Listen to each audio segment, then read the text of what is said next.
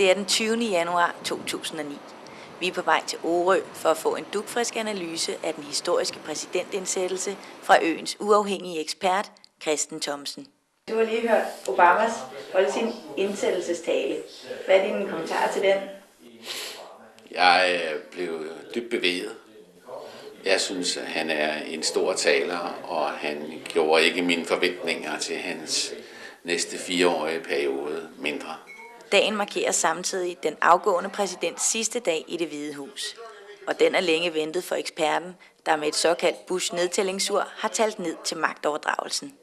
Eksperten trækker på mange års erfaring med international politik, og han vurderer, at Barack Obama som præsident vil gøre en forskel. Jeg tror, at han i første omgang vil kunne høste nogle sejre på den indrigspolitiske front. Og bare det at få gjort noget ved sundhedssektoren vil jo være fantastisk for mange almindelige amerikanere. Tak for din analyse.